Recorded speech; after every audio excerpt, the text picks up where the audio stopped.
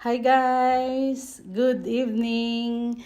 It's 9 o'clock in the evening guys. Andito kami ngayon ni Nang sa Lidl. After ng work niya, nilagay lang sa bahay yung bag niya. Then saka kami pumunta dito guys. Kasi gusto niyang bumili ng tinapay na ganyan. Oh.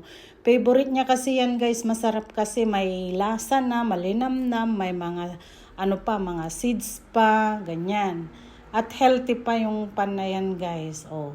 Diyan namin hinihiwa para hindi na namin hiwa-hiwain sa bahay. Kasi libre naman yan guys. Kaya diyan na rin kayo maghiwa kung bibili man kayo sa mga groceries, ganon.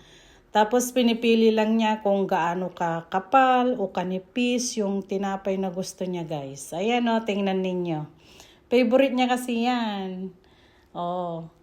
'Di ba? May machine talaga guys. Pag sa mga groceries, bibili kayo ng mga tinapay, may machine doon na naghihiwa talaga. Para hindi na kayo hiwa-hiwa pa sa bahay ninyo, 'di ba? O ayan, o ilang segundos lang tapos na guys. Tapos may mga free plastics din, ganyan o. Kung saan mo ilalagay yung pan, yung tinapay, ganon. Kasi ang tawag namin dito sa tinapay is pan.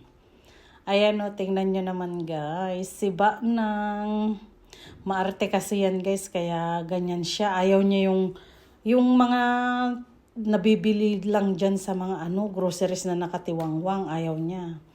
Ganyan ang gusto niya sa Lidl. Malapit lang naman dito sa amin guys. Mga 8 minutes walk, ganun, pababa. Ayan, nilagay mo lang doon bago may plastic. Oh. Ayan, tapos na. Nahulog pa yung isa. Mabilis lang yan guys, oh. Tapos na, 'di ba? Dito lang, malapit sa amin. Kaya, ano pang hinihintay nyo? Tingnan nyo naman, bili na rin kayo ng tinapay guys. Masarap pang breakfast. Oh, tapos na si Nang. Thanks for watching everyone. Hope you enjoy my video and thanks for your support. Love you all. Bye!